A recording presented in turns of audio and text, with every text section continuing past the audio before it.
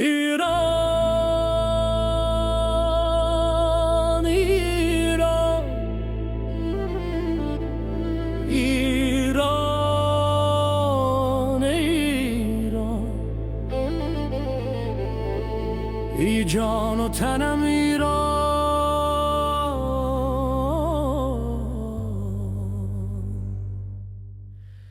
در دل شب‌های خاموش،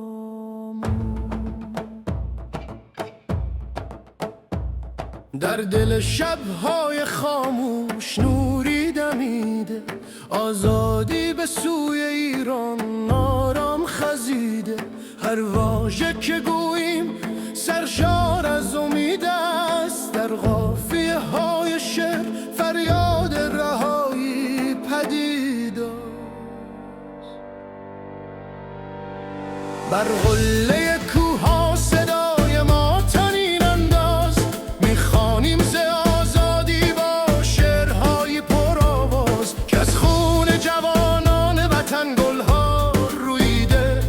ایران عزیزم به چه دردا که نرسیده، بر دشت‌های صبر گلهای امید رویده. از اشک و از لبخند هزاران قصه جوشیده. هر گام که برداریم به سوی روشنایی، این شعر ادامه یابد با همدلی و آشنایی. در هر نفس ما ندای آزادی است، در هر قافیه های صدای ایستادگی و شادمانی است. تا روزی که ایران را ببینیم آزاد و سرافراز، این شعر را می سراییم با امیدی بی انتها و پرواز.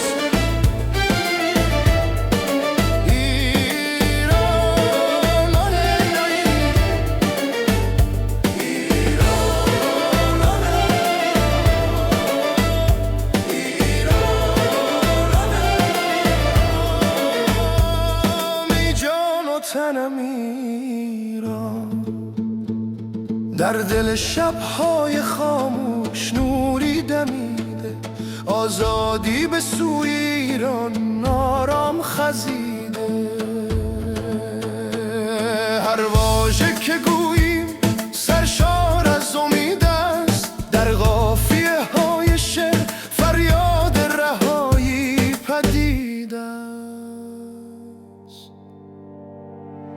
بر قله کوها صدای ما طنین انداز، میخوانیم ز آزادی با شعرهای پرآواز. هر بیت چو پرچمی که برافراشته شد، در دستان ما سرنوشت و نوشته شد. بر دشت‌های صبر گلهای امید رویید، از اشک و از لبخند هزاران قصه جوشید. هر گام که برداریم به سوی روشنایی، این شعر ادامه یابد با همدلی و آشنایی.